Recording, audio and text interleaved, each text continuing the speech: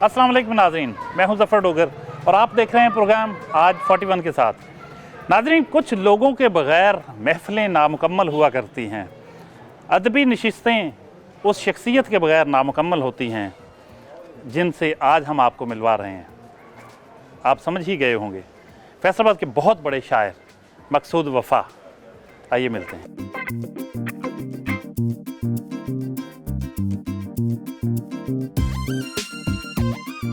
मैंने तारफ़ सिर्फ़ शायरी के हवाले से करवाया, लेकिन मकसूद वफ़ा एक शायर भी हैं। रेडियो पे 15 साल प्रोग्राम करते रहे हैं, आजकल भी करते हैं। बहुत अच्छे मुसव्वर भी हैं, आर्टिस्ट हैं। बहुत सी जेहतें हैं इनकी शख्सियत की। आज कुछ बातें करते हैं इनसे।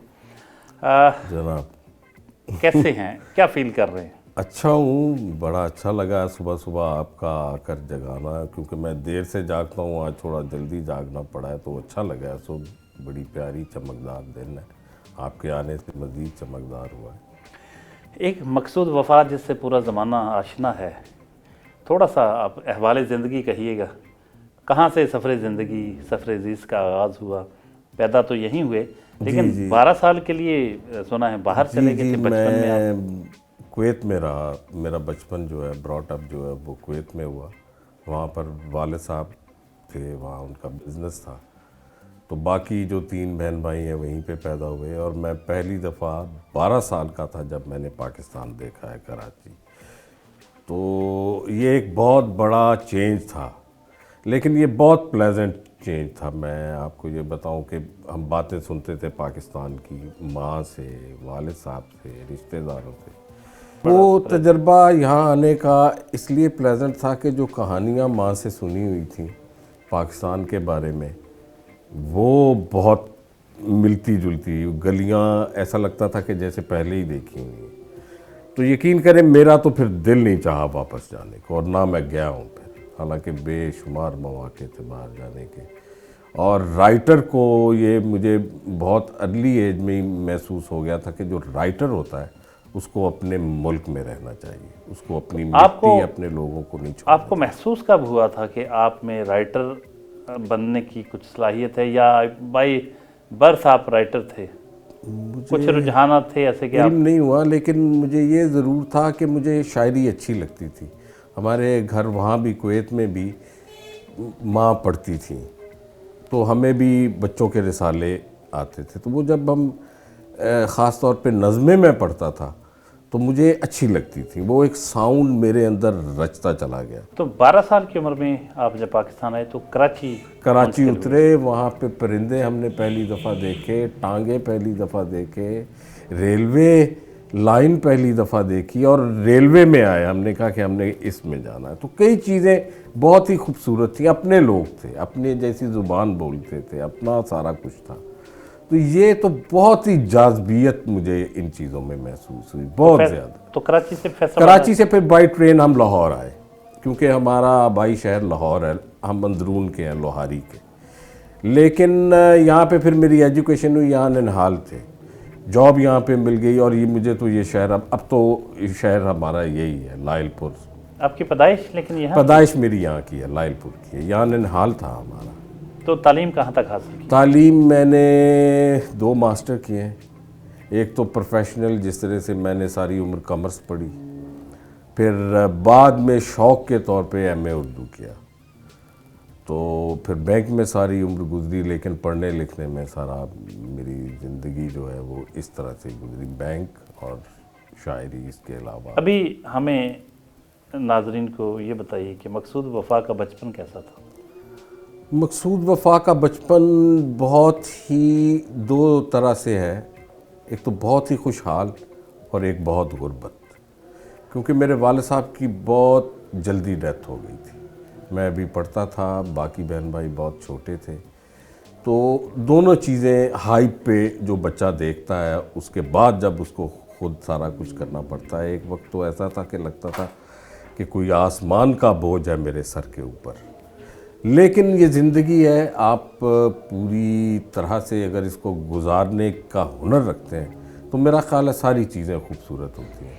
तो मुझे तो अब बुरे दिन भी बहुत अच्छे लगते हैं, जिनको हम मुश्किल दिन कहते हैं, क्योंकि वहाँ से उठकर यहाँ तक आना मैं समझता हूँ कि मैं इसको ज़िंदगी समझता हूँ। बहुत खूबसूरत, नो रिग्रेट, बहुत ही खूबसूरत ज़िंदगी गुजारी। बचपन गुजरा, बाप का साया सर से उठ गया, एक जिद्दोजहद वाली लाइफ शुरू हो गई, तो शादी के बंधन में कब बंधे?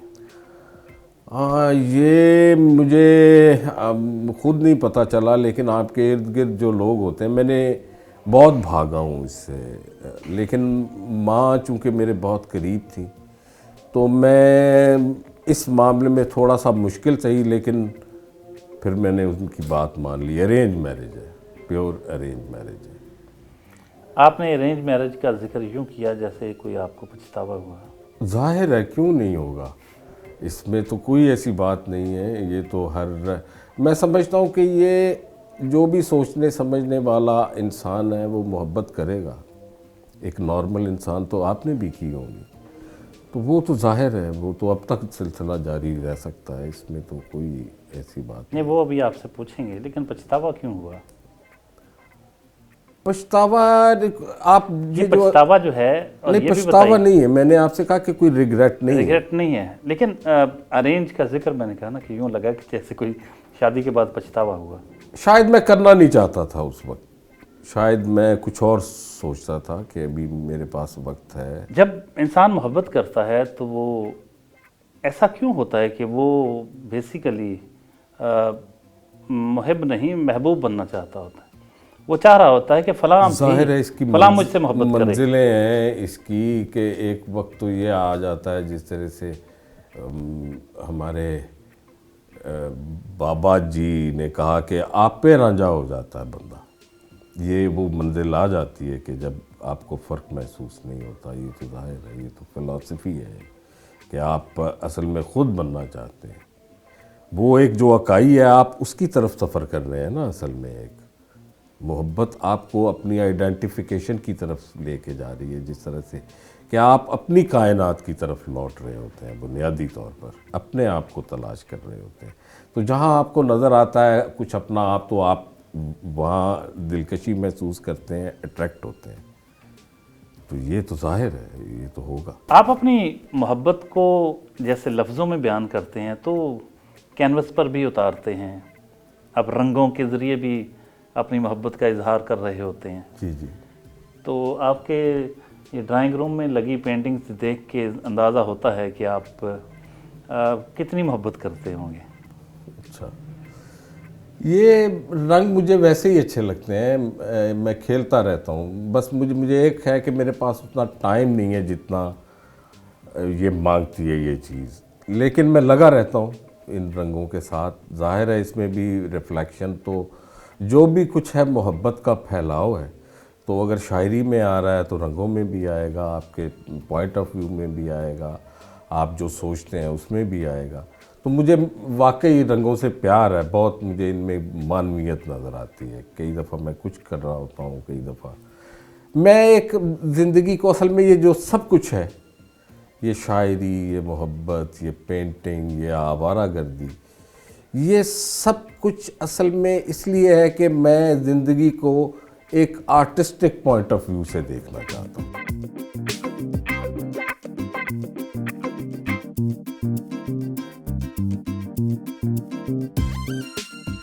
नाज़रीन, खाने की मेज़ पर, नाश्ते की मेज़ पे मौजूद हैं मकसूद वफ़ा साहब की फैमिली है, इनकी मिसेज़ हैं, 2 बेटे 1 बेटी। उनसे जानते हैं कि वो क्या कहते हैं, उनके क्या तासुरात हैं मकसूद वफ़ा साहब की शायरी और शख्सियत के हवाले से, क्योंकि इनके तासुरात बड़े अहमियत के हामिल हैं। ख़तरनाक भी उतने ही। आप फरमाइएगा, ये तो शादी नहीं सुना करना चाह रहे थे, कहते थे मेरी शायरी ना मुतासर हो, तो फिर आपको वैसे ये दाद देना पड़ेगी कि इतना सारा, ये एक शायर होने के बावजूद और सरतपा शायर होने के बावजूद आपने दूसरी शादी नहीं करने दी। दूसरी शादी की ज़रूरत नहीं थी, बस वो एक ही शादी के मतलब घर की जिम्मेदारियां जो थी ना, ये इतनी पूरी कर सकते थे, तो जाहिर है उन्हें नहीं ज़रूरत महसूस हुई होगी दूसरी शादी की। लेकिन वो इन्होंने ज़िंदगी तो बहुत भरपूर गुजारी। हाँ जी। लेकिन थे तो शायर और हैं शायर। हाँ जी, बिल्कुल है। तो शायर जो होता है वो शायर होता है। बिल्कुल है, लेकिन वो इनको ज़रूरत घरदारी के लिए फिर उन्हें नहीं ना ज़रूरत महसूस हुई होगी कि उनकी कमी पूरी हो रही होगी या घर में सब कुछ नहीं, यही तो मैं वो credit भाई दे रहा हूँ। शायरा वगैरह तो मिलती रहती हैं, शादी नहीं की वो एक अलहदा बात है। एक अलहदा बात है। बहरहाल ये क्रेडिट जाता है जी आपको। तो इनके स्ट्रॉन्ग पॉइंट्स क्या हैं, यानी प्लस पॉइंट्स क्या हैं और नेगेटिव क्या है? इन्हें गुस्सा बहुत जल्दी आ जाता है, वो तो अग्रेसिव नजर हो आता जाते हैं, अग्रेसिव हो जाते हैं। आमतौर पे किस किस्म की बातों पे आता है? ज़्यादा जो इनके मिजाज के खिलाफ हो, जैसे कि शायरों के मुतालिक बात कर सकती हूँ, जैसे कोई कोई शायर जो बहुत ही ना अच्छा लिखते हो या मकसूद साहब फिर हाइपर हो जाते हैं और फिर गर्म, और इसकी वजह से इन्हें नुकसानात भी बड़े हुए हैं। आप खुश हैं इनसे? हाँ अल्हम्दुलिल्लाह, अल्लाह का शुक्र है, इन्होंने घर की सारी जिम्मेदारियाँ पूरी की, मुझे कोई भी कमी नहीं किसी भी चीज़ की। बाकी एक आवारा मिजाज है वो तो शायरों का होता है, आपको पता है, वो तो होना ही। तो इनकी आवारगी आपको फिर कैसे लगती है? उसको कैसे बहुत आप... बुरी, वो तो मेरा जी चाहता है मकसूद साहब के कोई चीज़ ही मार दो इनके सामने। भाई ये बचे हुए हैं बच्चों की वजह से। हाँ, बहरहाल फिर कमाल है कि आपने इनको ज़रा बस ये है कि थोड़ा जाने नहीं दिया कहीं। डरते डरते नहीं है वो ये। परवीन शाकर वाला शेर है ना जो हाँ कि जी। वो जहाँ भी गया लौटा तो मेरे पास हाँ आया। जी, लौटा तो मेरे पास आया, बिल्कुल। तो कमाल है जी। आप क्या करते हैं, क्या नाम प्लीज? जी मैंने अभी सिर्फ बैचलर्स की है फ़िलहाल, तो इंशाल्लाह आजकल जॉब वगैरह ढूंढ रहा हूँ। किस सब्जेक्ट्स क्या थे? जी मेरे थे बीएस थी इकनॉमिक्स और मार्केटिंग। कहाँ से पढ़े आप? मैं पढ़ा हूँ लाहौर स्कूल ऑफ इकनॉमिक्स, वहाँ से बैचलर्स की है LSE लाहौर में। अब्बू की कोई ख़ास बात जो बहुत अच्छी लगती है? अच्छा, बचपन में आज तक तो अब्बू ने कभी हमें मारा नहीं है, जो कि एक बहुत एक कह लें कि रेयर इंसिडेंट है। कभी गुस्सा नहीं किया। जो एक बाप और बेटे का रिलेशनशिप है वो आज तक हमारा बचपन से लेके आज तक वो एक दोस्त का रहा है। क्या कहेंगी मकसूद वफा साहब अपने फादर के बारे में?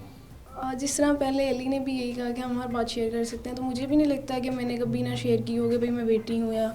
और पापा ने हर जो प्लेटफॉर्म है उस पर सपोर्ट करते हैं कि नहीं जाओ करो, ये नहीं कि बेटी हूँ तो पीछे हूँ तो बेटों को आगे करेंगे, ये नहीं है कभी भी हुआ। मुझे नहीं लगा कि कभी इस तरह है कि मैं बेटी हूँ तो मैं पीछे रह जाऊँगी या अली मोइज़ है तो आगे जाएंगे। मोइज़, आप आर्किटेक्चर पढ़ रहे हैं? जी जी मैं आर्किटेक्चर पढ़ रहा हूँ।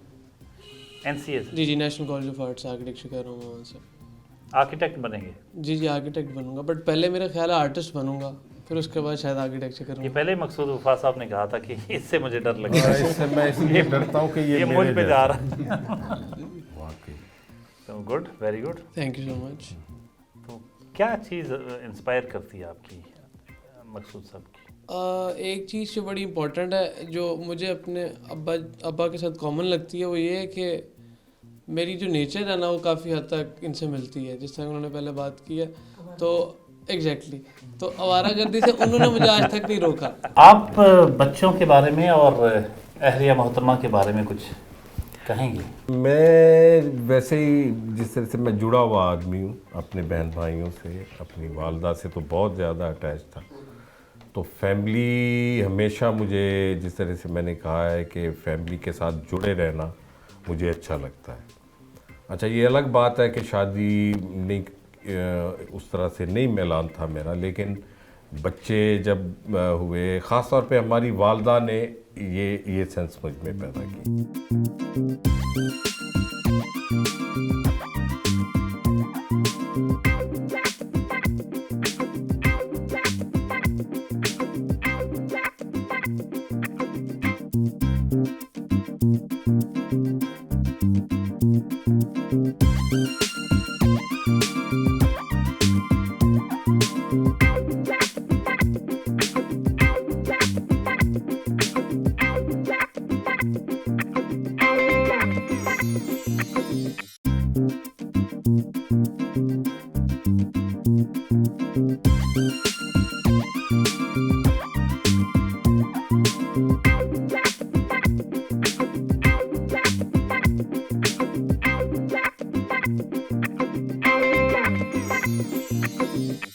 हम देखते हैं एजेंडा सेट होता है कि क्या पब्लिक की डिमांड क्या है। मुख्तलिफ बड़ी बड़ी कंपनियां लोगों के मूड को, मिजाज को, उनकी उनके रुझानात को देख के, उनकी डिमांड को देख के अपनी पॉलिसीज़ बनाती हैं और उसके मुताबिक चीज़ें बनती हैं, उसके मुताबिक हत्ता के जराए रसाइल व जरायद सब कुछ, बहुत कुछ लोगों को देख के उनकी ख्वाहिश के मुताबिक तरतीब दिया जाता है। तो आप समझते हैं कि कोई शायरी में भी ऐसे लोग आए हैं या ऐसा ये अगर आए हैं तो वो फिर उसी दौर में ज़िंदा रहेंगे जिस दौर में डिमांड है।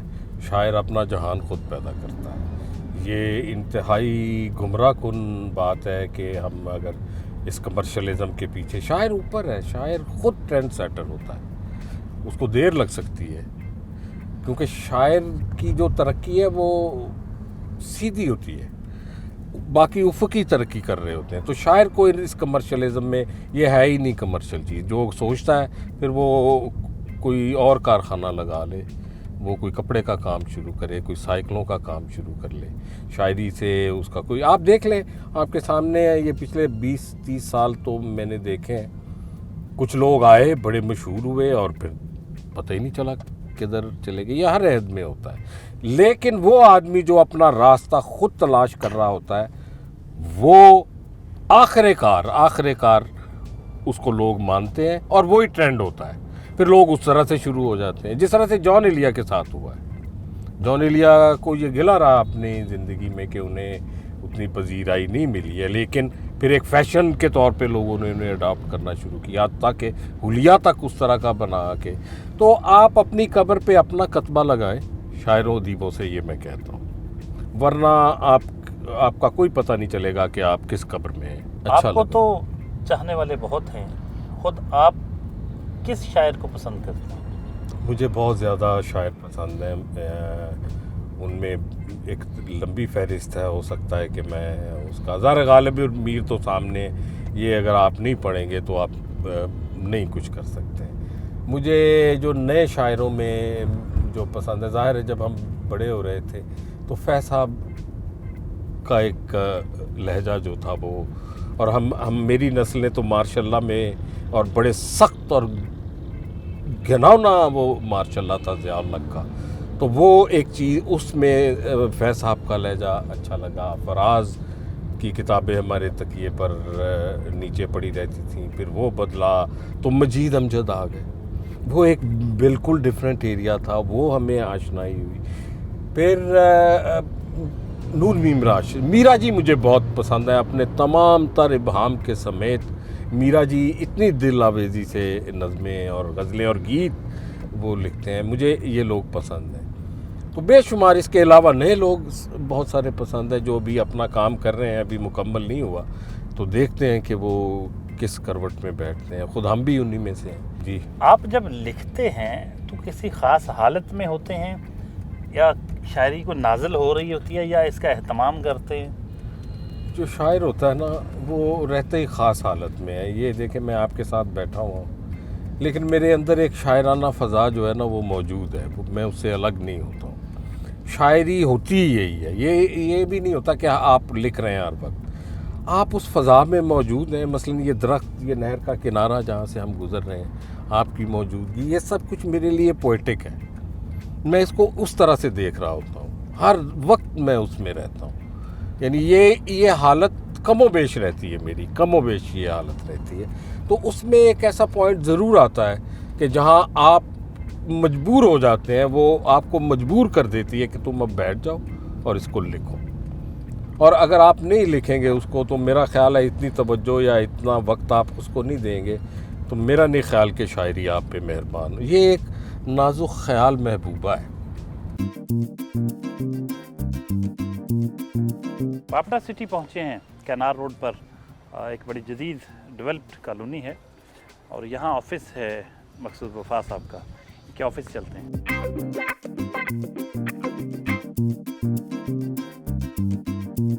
ये मैंने एक छोटी सी कंस्ट्रक्शन कंपनी बनाई है जिसमें छोटे छोटे घर बनाते हैं और स्टेट एडवाइजरी भी है।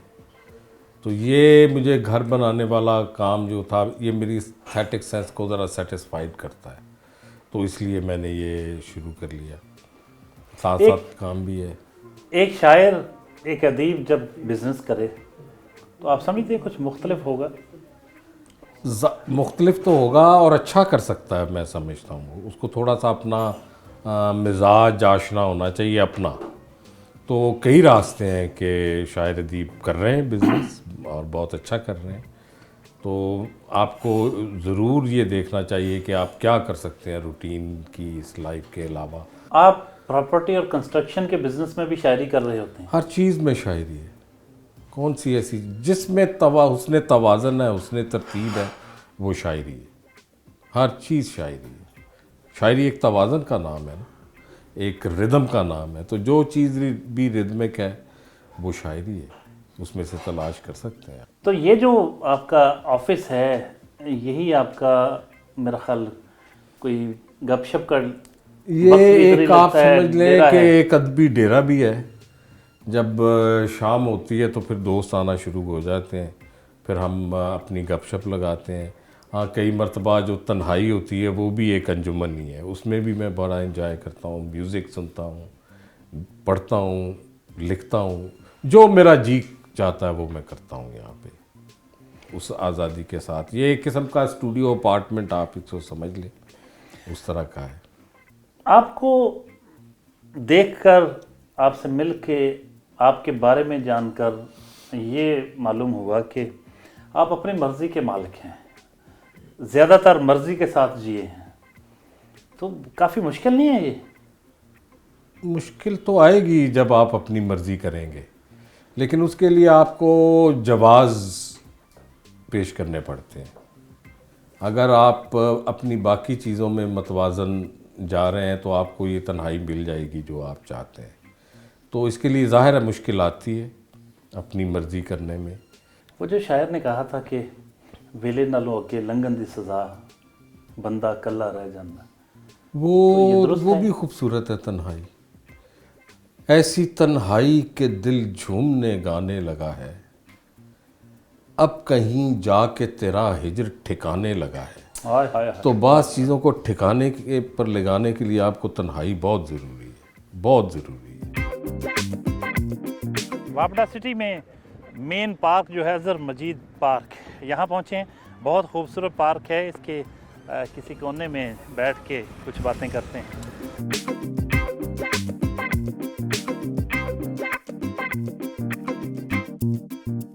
तो आपको तो जब मौका मिलता होगा इस जी, पार्क मैं की अक्सर आ खूबसूरती जाता को हूँ यहाँ देखते पे होंगे। और देखता हूँ बच्चों को खेलते हुए और लोगों को इस पार्क की सैर करते हुए। कभी कभी खुद भी चक्कर लगा लेता हूँ थोड़ा सा। और यही असल में एक चीज़ है, ये हवा आप महसूस कर रहे हैं जी, बहुत अच्छी तरह। और सब्ज़े की खुशबू फैली हुई है। ये सब कुछ मुझे अच्छा लगता है, मैं जुड़ा रहता हूँ यहाँ। मैं कोई काम बिजनेस करने नहीं आया था। ये परिंदे, ये नेचर, यही मुझे यहाँ खींच लाई थी। आप तो वैसे शुरू से जवान हैं और मेरा हाल आखिर तक जवान ही रहेंगे। इंशाल्लाह, इंशाल्लाह, क्यों नहीं। अच्छा, ये जो जवानी और बुढ़ापा आप समझते हैं कि कैफियत है? हाँ, जाहिर। यहाँ तो 20 साल के भी बूढ़े मैंने देखे हैं और 80 साल के भी जवान देखे हैं। तो ये तो जाहिर है कैफियत है, ये इसका उम्र से कोई ताल्लुक नहीं। मैं चाहूँगा कि इतने खूबसूरत मौसम में आप अपना कोई पसंदीदा शेर, बल्कि कोई गज़ल जो है वो नाजरीन की नज़र करें। जी, मैं ज़रूर आपको सुनाता हूँ कुछ। ज़ब्ते गिरिया में भी गिरिया तो किया है मैंने।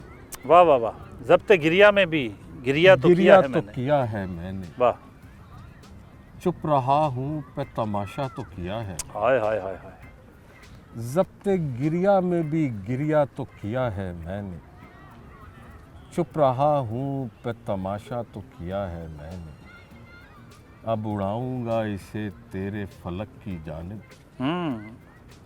अपनी मिट्टी को इकट्ठा तो किया है मैंने। वाह वाह वाह वाह। अब उड़ाऊंगा इसे तेरे फलक की जानिब। अपनी मिट्टी को इकट्ठा तो किया है मैंने। एक और, ये जब मैं देखता हूँ सब्ज़ा, ये मट्टी, रेत, तो ये पानी, ये सब कुछ कई दफ़ा मुझे एक नज़र आता है। यूं भी खासियत अशिया का पता चलता है। यूं भी खासियत अशिया का पता चलता है। रेत पर चलता हूँ दरिया का पता चलता है। वाह वाह वाह वाह। चीज़ें अपना जौहर दिखाती हैं जी। जी वाह जी वाह। यूं भी खासियत से अशिया का पता चलता है, रेत पर चलता हूँ दरिया का पता चलता है, जीने लगता हूँ तो मरने की खबर मिलती है, वाह वाह वाह। जीने लगता हूँ तो मरने की खबर मिलती है, इसी दौरान में अहया का पता चलता है।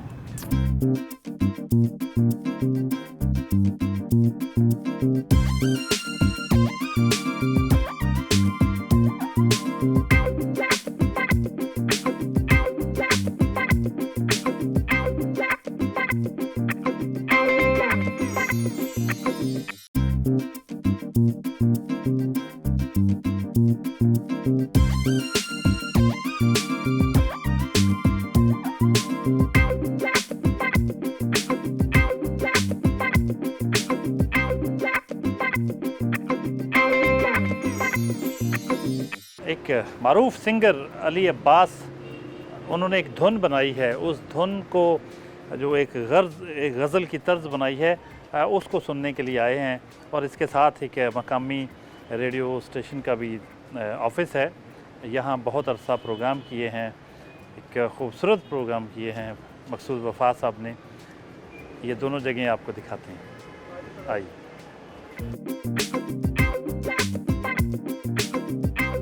यहाँ पहुँचे हैं तो मलंगी साहब भी यहाँ मौजूद हैं, शहर की बहुत ही मारूफ शख्सियत जो बड़े नामवर ब्रॉडकास्टर हैं और कंपेयर हैं। आज इस चीज़ का, इस मौके का फ़ायदा उठाते हुए उनके कुछ कमेंट्स, उनकी गुफ्तगू भी सुनते हैं। और अली अब्बास इस वक्त फैसलाबाद की जान पहचान, पूरे मुल्क बहुत बड़ा नाम, जिन्होंने फैसलाबाद को मुतारफ़ करवाया, फैसलाबाद का एक और सपूत जिसने आलमी सतह पे अपना एक नाम पैदा किया, उनसे भी जानेंगे। उन्होंने एक धुन तरतीब दी हुई है, एक गज़ल गाई हुई है मकसूद वफ़ा साहब की, उनसे भी बात करते हैं। सबसे पहले मलंगी साहब, थैंक यू सो मच, बहुत शुक्रिया। ਅਸੀਂ ਤੇ ਤੁਹਾਡੇ ਆਪਣੇ ਬੜੇ ਵੱਡੇ ਫੈਨ ਆ ਔਰ ਅੱਜ ਤੁਸੀਂ ਤੇ ਆ ਕੇ ਸਾਨੂੰ ਸਰਪ੍ਰਾਈਜ਼ ਕੀਤਾ, ਬਹੁਤ ਸ਼ੁਕਰੀਆ। ਔਰ ਬਲਕਿ ਅੱਜ ਵਫਾ ਸਾਹਿਬ ਨਾਲ ਮਕਸੂਦ ਵਫਾ ਸਾਹਿਬ ਅਕਸਰ ਔਕਾਤ ਕਹਿੰਦੇ ਹੁੰਦੇ ਨੇ ਕਿ ਵਫਾ ਮੇਰਾ ਨਾਮ ਹੈ, ਮੇਰੀ ਜ਼ਿੰਮੇਵਾਰੀ ਨਹੀਂ। ਤੇ ਲਿਹਾਜ਼ਾ ਅਸੀਂ ਆਪਣੀ ਖੁਸ਼ਕਿਸਮਤੀ ਸਮਝਦੇ ਆ ਕਿ ਅਸੀਂ ਵਫਾ ਸਾਹਿਬ ਨੂੰ ਜੁੱਤੀਆਂ ਤੇ ਬੈਠ ਕੇ ਇਹਨਾਂ ਦੇ ਮੁਸ਼ਾਇਰੇ ਸੁਣੇ, और ये साढ़े वास्ते क्रेडिट की गल है। अली अब्बास साहब से भी जानते हैं जी, जी मकसूद वफ़ा साहब को कब से और कैसे जानते हैं? बिल्कुल, वफा साहब से मेरा जो एक प्रॉपर ताल्लुक़ बना है वो तो रेडियो की वजह से बना था, लेकिन मैंने इनके कुछ मुशायरे सुन रखे थे पहले से ही, और फिर जब इनसे मुलाकात हुई तो एक ज़ाहिर है इनका जो एक शख्सियत का ऑरा है वो इतना बड़ा था कि हम इन्हीं के होके रह गए। तो इनसे बहुत मोहब्बतें, साथ साथ ये भी बताऊँ कि मेरा थोड़ा सा ताल्लुक़ थोड़ा गज़ल सिंगिंग की तरफ ज़्यादा रहता है, तो मुझे इनकी ज़रूरत पड़ती रहती है। सो मैं कभी भी इनको रात के 3 बजे भी कॉल कर देता हूँ कि ये तलफ़ुज़ कैसे है। मैं ये भी कहूँगा कि ये हमारे साथ में से भी है। अच्छा, कुछ जो गज़ल एक इनकी आप जी बिल्कुल। तरतीब दी है आपने धुन, कुछ सुनाएंगे बोल उसके? मैं बिल्कुल, अभी हम उसको रिकॉर्ड कर रहे हैं, और जैसे कि आजकल एक अनप्लग सा एक वर्जन उसका हम बना रहे हैं, सो पेशे खिदमत थोड़ा सा मैं आपको सुना देता हूँ।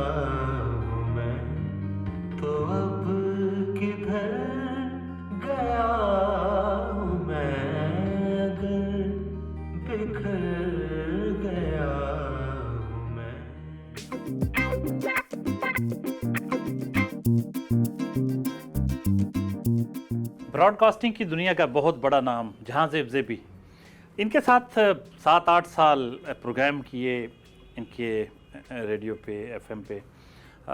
बहुत यादगार वक्त गुज़रा इनका और बहुत याद करते हैं मकसूद वफ़ा साहब कि यहाँ जो वक्त गुज़रा बहुत ही एक मुनफरद, बहुत खूबसूरत वक्त था ज़िंदगी का। वही यादें ताज़ा करने के लिए यहाँ आज हम आए और जहांज़ेब से, ज़ेबी से पूछते हैं कि क्या है मकसूद वफ़ा, कौन है, आप किस तरह से देखते हैं। ज़ेबी बताइएगा, मकसूद वफ़ा बहुत वक्त गुज़रा आपके साथ इनका। मेरी जो 3 जनरेशन है ना, उनका ताल्लुक़ है इनके साथ। मेरे दादा का ताल्लुक़, मेरे फादर का भी इनसे ताल्लुक़ और फिर मेरे साथ भी इनकी अपनी दोस्ती। तो इनकी जो पर्सनालिटी है, ज़ाहिर बात है इनकी पहचान जो सबसे पहले थी वो हमारे ऐसे एक पोइट, लेकिन उसके बाद फिर हमने ये दोस्ती में भी ये पहचान जो है वो ढल गई और हमने बहुत इन्जॉय किया। ये जगह जो है तख्लीक की जैसे जगह है, तो वो इसके अंदर हमने अपने जितने भी जो भी दोस्त हमारे, तो हमने ना सबको एक आर्टिस्ट को ना एक फ्रीडम चाहिए होती है। आर्टिस्ट के लिए आप फ्रेम बना दें ना कि अपनी तस्वीर आपने इसमें लगानी है, तो वो शायद उसके साथ ज़्यादती होगी। आर्टिस्ट अपना फ्रेम खुद बनाता है, वो पता नहीं शायद कितना बड़ा हो सकता है, कितना लंबा हो सकता है। ये तो इनकी शख्सियत जो है वो बहुत डायमेंशंस के साथ जुड़ी हुई है, ख़ास करके इनकी शायरी, इनकी बातें। शायर जो हैं, हमने जब सब कॉन्टिनेंट के शायर देखते हैं, बहुत खूबसूरत लिखने वाले, लेकिन बहुत खूबसूरत बोलने वाले समटाइम जो है वो नहीं होते। तो अल्लाह ताला ने इनको जो है वो इतनी खूबसूरत चीज़ दी है कि जितना खूबसूरत ये लफ्ज़ लिखते हैं उससे भी ज़्यादा खूबसूरत या उतना ही खूबसूरत जो है वो ये पढ़ते भी हैं। जब ये प्रोग्राम करते हैं तो ऐसा लगता है कि एक खामोशी छा गई है।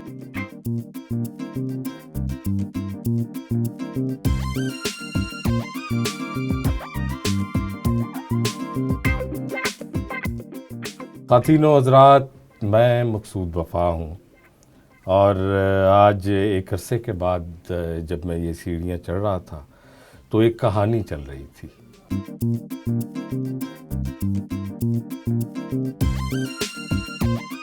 फैसलाबाद प्रेस क्लब पहुँचे हैं जहां हल्का अरबाब ज़ौक़ का इजलास जारी है। इस इजलास में शिरकत करनी है मकसूद वफ़ा ने। यहाँ हम शायरों और अदीबों से कुछ जानेंगे मकसूद वफ़ा के बारे में। आइए।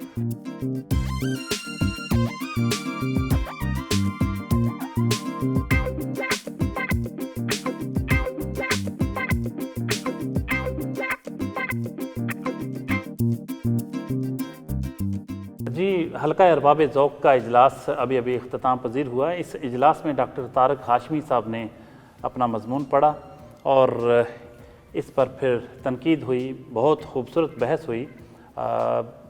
हिस्सा लिया इसमें मकसूद वफ़ा साहब ने भी। इस मौके का फ़ायदा उठाते हुए हम जो इनके साथी शोरा हैं, शायर हैं, अदीब हैं फैसलाबाद के, उनके व्यूज़ लेना चाहेंगे कि वो मकसूद वफ़ा की शायरी को, इनकी शख्सियत को किस तरह से देखते हैं। नासिर मजीद साहब कुछ फरमाइएगा। सर, मकसूद वफ़ा हमारे बेहतरीन दोस्त हैं, हल्के के सीनियर मेंबर हैं और शायरी में पाकिस्तान भर में अच्छी शोहरत रखते हैं और बहुत खूबसूरत शायरी करते हैं। मकसूद वफ़ा साहब से हमारा तारुफ़ आज से तालिब इल्मी के ज़माने का है, लेकिन ये हल्के के क्योंकि बहुत सीनियर मेंबर हैं तो हमारे लिए ये बाइस तहरीक भी हैं शेर कहने में। थैंक यू डॉक्टर साहब। मैं समझता हूँ मकसूद वफ़ा महज़ एक शायर या अदीब नहीं हैं, बल्कि लालपुर का एक सकाफ़ती इस्तिआरा है। Thank you very much. Maqsood Wafa Pakistan के अदबी मंजरनामे पे एक चमकते हुए सितारे की हैसियत रखता है। बहुत खूब। मकसूद वफ़ा साहब एक हमाजहत शख्सियत हैं। Thank you. मकसूद वफ़ा से 1997 में हमारा तारुफ़ हुआ। मकसूद वफ़ा की उन दिनों किताब जो थी ग़ालिबन 2-3 साल हुए थे, दर इम्कान के नाम से शाया हुई। तो हम बहुत यंग थे और हमें बहुत हार्ट करती थी इनकी शायरी। खुद से भी दूर किसी रोज़ निकल जाऊंगा, अपने हाथों से छोड़ा कर कभी उंगली अपनी। Thank you. मकसूद वफ़ा साहब को मैं कोई पिछले 25-26 सालों से जानता हूँ मैं उनकी शायरी से भी मुतासिर हूँ और असर हाज़िर में जितने नुमाइंदा शायर हैं इस मुल्क में, मैं समझता हूँ कि ये फैसलाबाद के नुमाइंदा शायर हैं उसमें। और मेरे ख़्याल में जितनी खूबसूरती इनकी शायरी में है, मैं इनके अक्सर शेर पढ़ता रहता हूँ और इतनी मुतासर करते हैं। शुक्रिया। Thank you. मकसूद वफ़ा फैसलाबाद में एक ऐसे शायर हैं जो मियारी लिटरेचर लिखते हैं। मसलन कौन समझे ये इशारे ये किनाए मेरे, जानता कोई नहीं मुझको सिवाय मेरे। हाय हाय, वाह वाह। मकसूद भाई के बारे में एक बात कहूँगा कि ये लफ्ज़ को एहसास और एहसास को लफ्ज़ बनाने की सलाहियत रखते हैं। मकसूद वफ़ा साहब ने हमेशा जो है वो उम्र के तकल्लुफ़ात से हटकर सबसे मोहब्बत की है और हम बहुत ज़्यादा नौजवानों को मोहब्बत करते हैं। मकसूद वफ़ा साहब, आपने अपने दोस्तों की, फैसलाबाद के शोरा के अपने बारे में ख़यालात सुने, उन दोस्तों के, उन शायरों अदीबों के जिनके साथ आपका काफ़ी वक्त गुज़रता है, जिनके साथ आप हल्का अरबाब ज़ौक़ की मीटिंग्स में शामिल होते हैं, जलासों में शिरकत करते हैं, आपके बारे में जो ख़यालात उन्होंने जिनका इजहार किया, उसके बाद कुछ ज़रूरी है कि आप भी कुछ रह नहीं जाता है कि मैं क्या कहूँ सिवाय इसके कि दोस्तों की मोहब्बत को महसूस करूँ। मुझे लगता है कि मैं खुशकिस्मत इंसान हूँ कि जिस तरह का मैं हूँ, इसके बावजूद इतनी मोहब्बत मिली है मुझे अदबी हलकों से, इस शहर से, ख़ास तौर पर लायलपुर से, और यही मेरा खानवादा है असल में।